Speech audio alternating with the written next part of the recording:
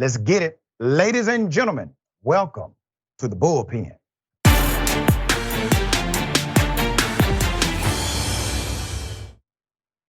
All right, he's back. David Grasso, anchor at Bold, does a lot of neat stuff. Typically a little more conservative than he should be, but we don't hold that against him on the program. David, good to have you back. How are you? Well, you're gonna need that viewpoint right now, Doc, with all these shenanigans going on with Trump. So let's get into it. Let's get into it, man. All right, so obviously Donald Trump indicted again by the DOJ. I actually predicted he would be indicted twice. I always believed after Secret Service was called to testify before the grand jury, it was about January 6th, okay? And Fulton County, Georgia, they are slated to indict Trump at any moment, maybe this week, maybe next week, but it absolutely is happening this month. And he probably still has some entanglements in New York that he has not quite settled. What say you about all of this? Well, this is a very interesting situation. None of us could have ever predicted that this many indictments would have come down. Of course, you said the suit with January 6th. We imagined when they brought Jack Smith back home from the Netherlands that something was going to happen. If you read the indictment, it's very plain spoken. It's very easy to understand. Even for someone who's not a lawyer, I encourage all of your viewers to read the indictment. It is 45 pages. If you read the first 10 to 12 pages, you'll get the general gist. What do I think about this? Well, it depends, right? If you like Trump, you don't believe any of it. If you dislike Trump, it just gives you more ammo. Haven't we all made up our minds by now? I don't think everybody has. But I do think most people have picked a side, right? So you have a lot of tribalism in politics. I do think some people are going to at least be influenced to some degree, given the severity of it. Most people, at least internally, know, Trump did some things he should not have done. That's the bare minimum. But then many who support him will contextualize it and say, but other presidents have done A, B, and C. So why should we now hold Trump accountable? I don't think the two things conflate, but people will do that. At the end of the day, the issue for me, the biggest issue for me was his behavior after contacted by the federal government about classified documents and the level of classification that these documents were, according to the allegation. These were SAPs, special access programs. These things are so classified, they do not fit within the normal structure of linear classification. And typically presidents are not even aware of SAP programs anyway. How did he become aware of the program? How did he get his hands on the program? And how was he able to basically obstruct justice for over a year with those documents? I think that's important, even in the military context. Things like this should be important. Do you not believe that some of this may persuade somebody who once was a Trump supporter to say, you know what? Damn, he did that, that's too far.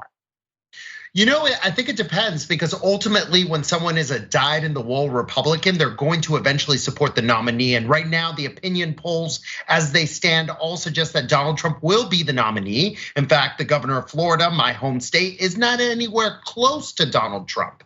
I'm in Red America right now. I'm in Biloxi, Mississippi. So I always take the chance when I'm outside of, the bi-coastal places to talk to, regular folk. And I ask them, with Fox News blaring in the background, what do you think about Donald Trump? What do you think about Ron DeSantis? And I was sort of surprised at the responses I got. I've gotten a lot of, well, both of them don't know when to shut their mouths. Both of them have done things wrong. And maybe we should be considering other nominees like Nikki Haley or Chris Christie or Tim Scott or literally anyone else. And that was a surprising answer that I've gotten from several people in Florida, in Alabama, and Mississippi. So this is no longer a minority opinion, but unfortunately that is not yet being seen in the polls yet. That is so interesting, because your direct conversations is indicative of people actually starting to see it for what it is. Now, he's still very popular, sir, with Republican polling.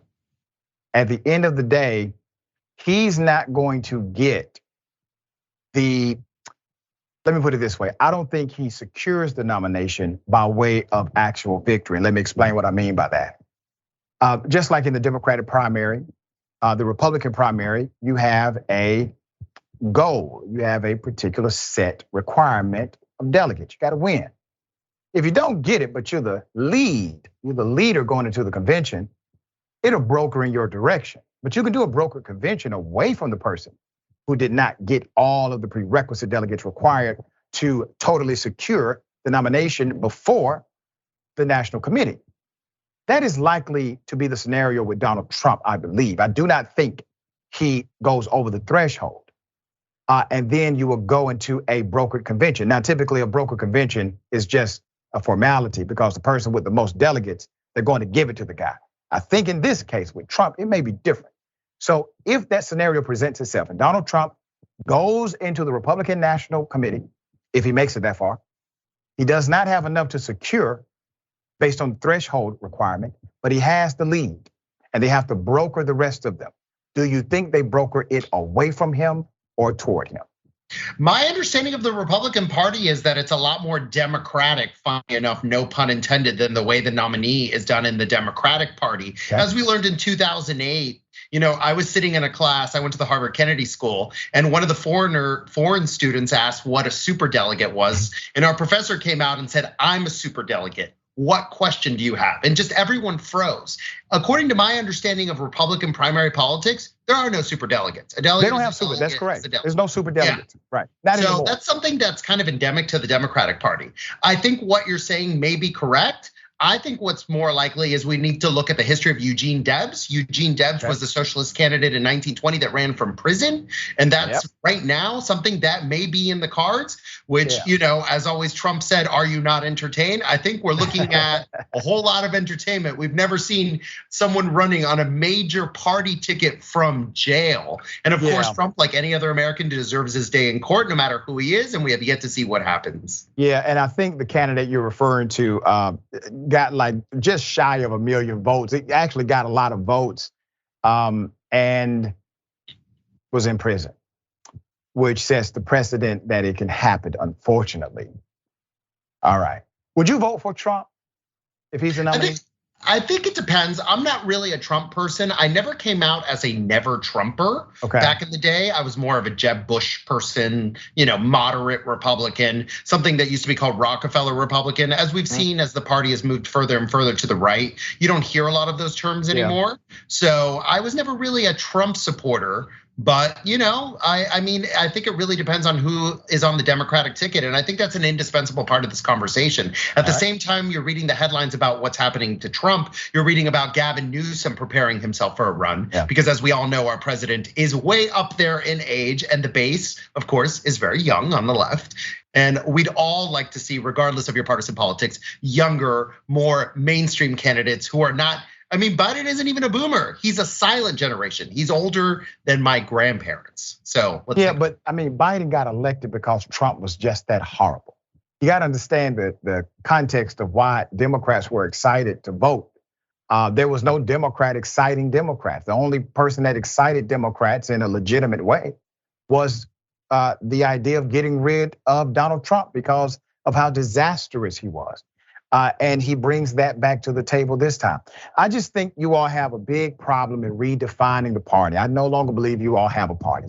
I don't believe the Republican Party exists anymore. I think you're trying to still promote it as if it does. You all do not have a values core. Your platform has become non-existent.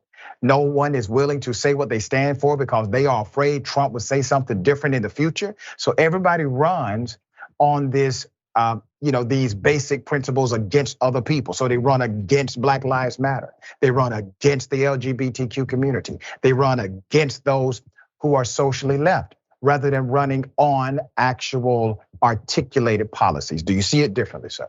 No, I don't. I actually agree with you. And I think the Republicans do need a radical rebrand. And that's why I'm really hoping that among this slate of candidates, like the ones I mentioned, like Nikki Haley, like Tim Scott, like literally anyone else except Ron DeSantis and Donald Trump would be much better for the party. I concur with you, sir. And it would actually be much better for us as well, because Democrats get to get away with everything because the other option is so damn unbelievably not an option. And you couldn't have said it better than I could. And that is indisputable. So there you go. Thank you, dear brother. Appreciate you as always. Always. All right.